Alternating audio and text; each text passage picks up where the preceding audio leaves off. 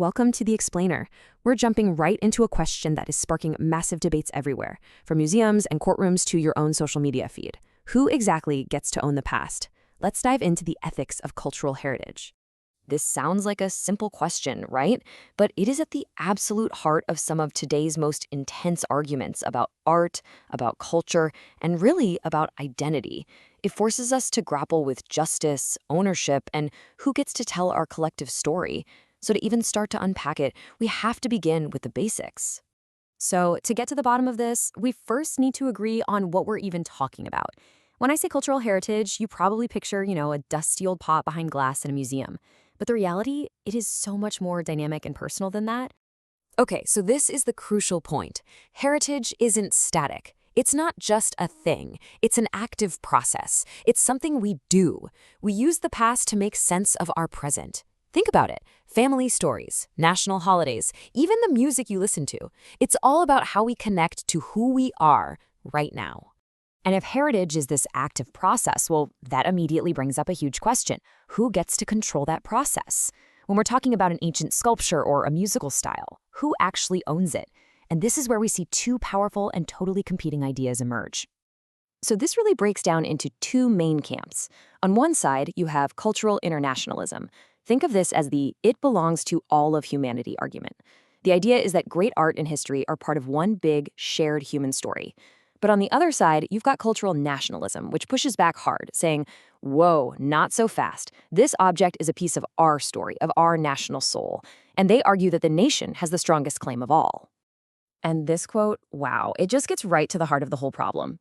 Our legal system treats property as something you can, own, possess, lock in a box. But culture is the complete opposite. It's alive, it's messy, it's always changing. Trying to apply the rules of property to culture, it's like trying to bottle the wind. It just doesn't quite work. Now, this philosophical clash isn't just some academic's thought experiment. No way. It leads directly to one of the most heated, real-world debates happening today. Should artifacts be sent back to where they came from? This is the intense fight over repatriation. Yep, this is where it all hits the real world. We're talking about iconic, world-famous objects in museums all across the globe. Things like the Elgin marbles, or the Benin bronzes, or indigenous human remains. And the very real question of whether they should be returned to the communities they were taken from. Okay, so when a country or a community asks for something back, their case usually falls into one of two really powerful categories. The first one is a pretty straightforward property claim. Hey, that's ours. Give it back. But the second is an argument for reparations, which says, look, returning this object is a necessary step to help repair a deep historical wound, like the injustices of colonialism. And if we dig a little deeper into that first property argument, we find this incredibly powerful idea of inalienable property. This suggests that some objects are just more than possessions. They're not something a people has, they are literally part of who a people is. To lose them isn't just losing an object, it's losing a piece of your collective soul. But, and this is a big but, this idea faces some really tough questions. Critics will ask, for example, if a culture has survived and even thrived for centuries without an object, can we really say it was essential to their identity? And here's another one. By linking an object so tightly to an identity, do we risk treating that culture like a museum piece itself? Frozen in the past, unable to grow and evolve? So what you end up with is this incredibly difficult balancing act. On one side, you have these powerful arguments about correcting historical wrongs and respecting cultural identity. But on the other side, you have arguments for keeping objects in these large, encyclopedic museums, where they can be preserved, studied, and seen by people from all over the world. There's no easy answer here. And all of this leads us to our final section, which tackles an issue that doesn't just play out in museums, but in fashion, in music, on social media, pretty much everywhere.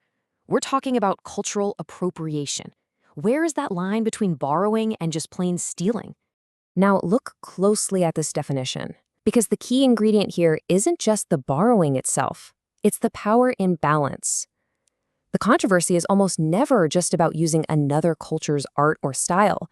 It's about who is doing the using and whether they come from a dominant group taking from a marginalized one.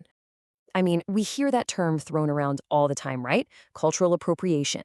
But what are the specific ethical wrongs that people are pointing to? What makes it harmful? Because it's a lot more than just a vague feeling of, that's not right. Well, the harms people point to are specific, and they're multi-layered.